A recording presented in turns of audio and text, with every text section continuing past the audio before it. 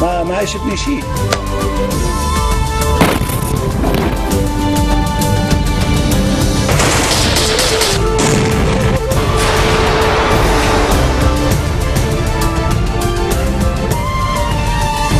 Nouvelle édition de la rédaction, merci d'être au rendez-vous de l'info. À la une de l'actualité, l'organisation de l'État islamique a remis ce vendredi les dépouilles mortelles d'un militaire libanais et d'un civil tué lors des affrontements d'Ersal entre la troupe et les djihadistes. Le traditionnel défilé du Parti communiste à l'occasion de la fête du travail, c'était ce matin dans plusieurs quartiers de Beyrouth. Plusieurs centaines de personnes ont convergé vers le centre de la capitale, place Riyad El Sol. 6 jours après le plus violent séisme qu'ait connu le Népal depuis 1934, 20 000 habitants de Katmandou survivent actuellement dans des camps à l'hygiène déplorable. Et journée noire en Irak, 5 voitures piégées ont explosé dans Bagdad ces dernières heures. L'organisation de l'État islamique a remis ce vendredi les dépouilles mortelles d'un militaire libanais et d'un civil tué lors des affrontements d'Ersal entre la troupe et les djihadistes. C'était en août 2014. Le premier corps a été identifié. Il s'agit du soldat Ali Ali. On ignore pour l'instant l'identité de la deuxième victime. La police militaire devrait effectuer des tests ADN pour l'identifier. Selon des sources sécuritaires, il s'agirait de Mamdouh Younes, originaire du village chiite de Brital. Les combats à Ersal ont coûté la vie à une vingtaine de militaires. Plusieurs dizaines de soldats ont été blessés, d'autres capturés. 25 soldats sont toujours entre les mains des djihadistes. 4 ont déjà été exécutés par leur ravisseur. Une négociation sous médiation qatari est en cours afin de paver la voie à la relaxe des militaires. Ils ne s'étaient pas rencontrés depuis plusieurs mois. Le chef du courant patriotique libre, Michel Aoun, s'est entretenu avec le leader du Hezbollah, Hassan Nasrallah, hier soir, en présence notamment du ministre des Affaires étrangères, Gebran Bassil, et du conseiller politique du leader chiite, Hussein Khalil. Une rencontre largement consacrée aux derniers développements au Liban et dans la région, notamment les crises en Syrie et au Yémen et leurs répercussions au Liban. Les participants ont souligné l'importance de lutter contre le terrorisme qui menace l'ensemble de la région et de protéger la paix et la stabilité au Liban. Et cette autre rencontre, cette fois entre le chef du bloc parlementaire du Hezbollah, Mohamed Raad, et une délégation d'hommes d'affaires libanais résidant à Riyad. Ils sont venus présenter aux responsables chiites les difficultés auxquelles ils sont confrontés à cause des déclarations hostiles des leaders du Hezbollah, notamment celle d'Hassan Nasrallah contre le royaume, le pouvoir et le peuple saoudien, et l'engagement militaire de Riyad au Yémen contre les rebelles houthis. La délégation qui a également rencontré cette semaine les principaux responsables libanais a souligné l'importance que le Hezbollah mette un terme à sa campagne contre l'Arabie afin de ne pas écorner l'image des Libanais dans les pays du Golfe et de ne pas compromettre leurs intérêts.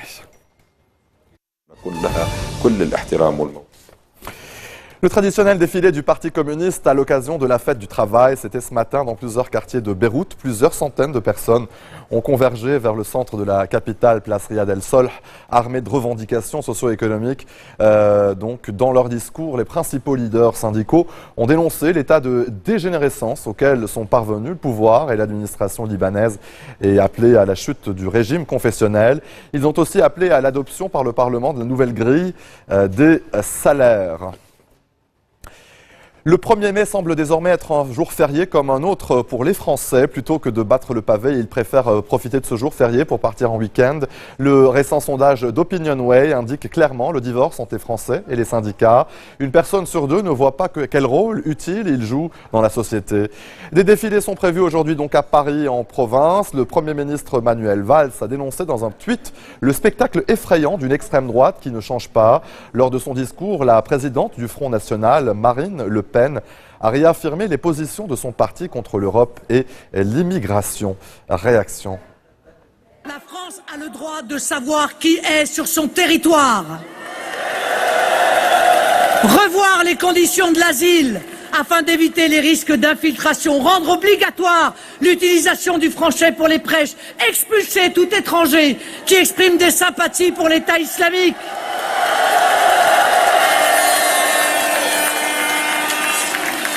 Déchoir de la nationalité française tout binational parti vers le djihad. Juger pour crime ceux qui en reviennent.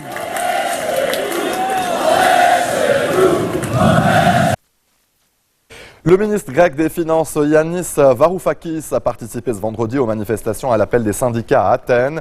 Des milliers de personnes se sont rassemblées près du centre de la capitale pour célébrer le 1er mai, jour férié en Grèce. D'autres ministres du gouvernement de gauche au pouvoir depuis 3 mois étaient également présents à la manifestation. À Thessalonique, deuxième ville du pays, environ 10 000 personnes ont manifesté selon la police. Le Premier ministre s'est dit confiant sur la conclusion d'un accord avec les créanciers. Nos luttes pour défendre nos droits, la démocratie, une vie de dignité vont gagner, a écrit ce matin Alexis Tsipras sur son compte personnel Twitter. Allez, restez des nôtres, on se retrouve après cette très courte pause. A tout de suite.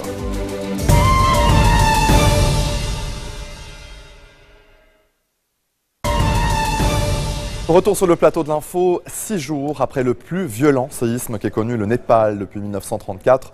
20 000 habitants de Katmandou survivent actuellement dans des camps à l'hygiène déplorable. Les Nations Unies estiment qu'au moins 2 millions de personnes auront besoin de tentes, d'eau potable, de vivres et de médicaments au cours des 3 mois à venir dans le pays. Le bilan du tremblement de terre a dépassé les 6 200 morts ce vendredi. Une note d'espoir, pourtant les sauveteurs ont sauvé 2 personnes hier soir donc sorties des décombres. Inès Olagaray nous raconte la suite. Épuisé, déshydraté, mais miraculeusement en vie. Le jeune Pemba Tamang, 15 ans, a été retrouvé indemne après 5 jours passés sous les décombres d'un hôtel. L'adolescent a été transporté dans un hôpital de campagne où il reprend lentement des forces. Quand il y a eu le tremblement de terre, nous étions au rez-de-chaussée en train de manger. J'étais touché au menton et puis j'ai essayé de sortir, mais j'étais coincé.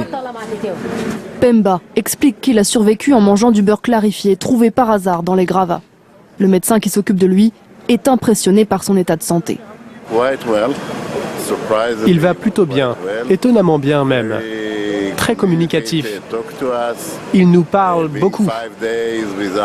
Après 5 jours sans eau ni nourriture, c'est incroyable qu'il ait survécu. Quelques heures à peine après la découverte de Pemba, une jeune femme est elle aussi retrouvée en vie. Une équipe de secouristes a détecté son souffle sous les décombres. Ils ont passé toute une partie de la nuit à creuser un trou pour parvenir jusqu'à elle. On peut dire qu'elle va bien. Je pense qu'elle va s'en sortir d'après le docteur. Elle avait une bonne saturation, elle était en tachycardie. Elle n'a pas le crush syndrome d'après ce qu'on sait. Donc voilà, elle va bien et je pense qu'elle va s'en sortir sans problème, quoi. Elle est jeune, elle est robuste et elle l'a prouvé en restant dans ce trou. Les bonnes nouvelles comme celle-ci sont rares ces jours-ci au Népal. Les équipes de secours continuent à fouiller les habitations en ruine, mais les chances de retrouver des survivants s'amenuisent au fil des jours. Allez, en bref, dans le reste de l'actualité, 5 voitures piégées ont explosé dans Bagdad ces dernières heures. Des attaques devenues de plus en plus nombreuses depuis qu'un couvre-feu vieux de 10 ans a été levé en février.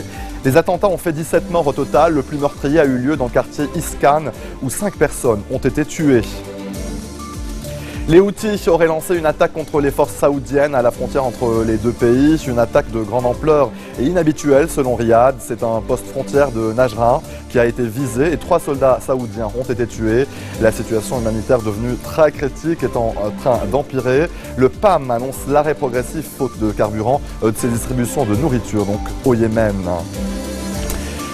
Aux États-Unis, des milliers de personnes ont encore manifesté dans plusieurs villes du pays. Des manifestations pour réclamer que toute la lumière soit faite sur la mort de Freddie Gray, ce noir américain de 25 ans, décédé le 19 avril à Baltimore. Il est mort des suites d'une fracture des vertèbres cervicales après son interpellation. Et c'est désormais au procureur de décider s'il s'engage donc des poursuites contre les 6 policiers impliqués dans cette affaire. Le Premier ministre britannique David Cameron a remporté la dernière manche de la campagne télévisée pour les élections législatives. C'est ce que révèle un sondage Guardian publié juste après l'émission. Le travailliste Ed Miliband est classé 2e. Les élections législatives du 7 mai s'annoncent comme les plus serrées qu'ait connues la Grande-Bretagne depuis des décennies. Face aux téléspectateurs britanniques, David Cameron a donc été le plus convaincant. D'après un sondage du Guardian, 44% de ceux qui ont été interrogés après l'émission estiment que le Premier ministre conservateur a dominé ses concurrents. Ed Miliband et Nick Clegg. Avec moi, vous aurez le référendum sur l'Union européenne. C'est vous, le peuple britannique, qui décidez avant fin 2017. Pas de débat, mais 30 minutes de questions-réponses pour chaque candidat sur les mêmes thèmes.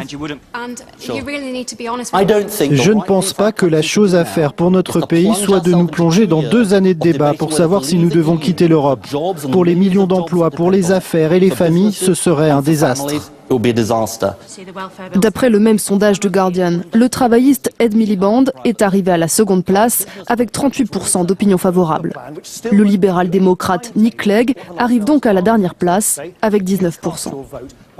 Ma grande peur, comme je le disais un peu plus tôt, c'est d'avoir David Cameron qui fait ce que lui dit Nigel Farage, ou la droite du Parti conservateur, ou d'avoir Ed Miliband à la botte d'Alex Salmond. Prendre un virage à droite ou un virage à gauche n'est pas ce dont ce pays a besoin. Les législatives du 7 mai s'annoncent comme les plus serrées qu'ait connues la Grande-Bretagne depuis des décennies.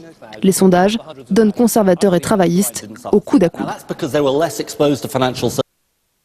Sujet signé Inès Olagaray.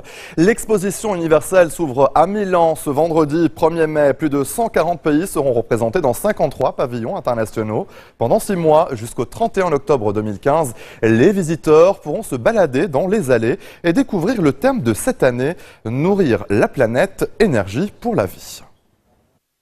Une ouverture en grande pompe, bercée par la voix d'Andrea Bocelli. Avec plus de 20 millions de personnes attendues ces 6 prochains mois, l'événement présenté comme un symbole de reprise par l'Italie est aussi celui de la démesure. 2,5 milliards d'euros investis et un chantier encore en ébullition, 2 jours avant l'inauguration. Parmi les 70 pavillons prévus, je pense qu'ils seront tous finis en temps et en heure. Il en manquera peut-être 1 ou 2. À l'heure où je vous parle, c'est la course pour faire en sorte qu'à l'ouverture, plus rien ne reste à faire. Raison de ce retard, de multiples scandales de corruption. 7 personnes ont été arrêtées l'année dernière, dont le numéro 2 de l'exposition. L'événement dédié à l'alimentation est aussi sous le feu des critiques. Les militants pointent du doigt notamment les sponsors et les marques partenaires. C'est le genre d'événement qui met uniquement sur le devant de la scène des compagnies privées comme McDonald's ou Coca-Cola. Mais ces entreprises ne s'accordent pas avec des slogans tels que « nourrir la planète » ou « énergie pour la vie ». Un slogan ne signifie pas qu'ils vont les mettre en pratique, ils essaient juste de faire du profit et ça, nous n'en voulons plus. Depuis plusieurs semaines, les manifestations se succèdent, plutôt dans le calme, mais les contrôles ont été renforcés et les autorités restent sur le qui-vive. Et c'est ainsi que se referme ce journal. Tout de suite, le rappel des titres. L'organisation de l'État islamique a remis ce vendredi les dépouilles mortelles d'un militaire libanais et d'un civil tué lors des affrontements d'Ersal entre la troupe et les djihadistes. Le traditionnel défilé du Parti communiste à l'occasion de la fête du travail, c'était ce matin dans plusieurs quartiers de Beyrouth. Des centaines de personnes ont convergé vers le centre de la capitale, place Riyad El Solh.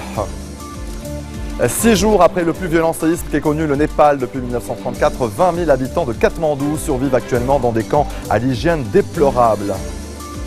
Et journée noire en Irak, 5 voitures piégées ont explosé dans Bagdad ces dernières heures. Merci de votre attention. Retrouvez-nous tous les jours à 16h40 heure de Beyrouth. Vous pouvez également nous suivre en ligne sur notre site web ou en téléchargeant notre application mobile. Excellente soirée à toutes et à tous. Vous retrouverez Noura à la barre du prochain JT. À bientôt.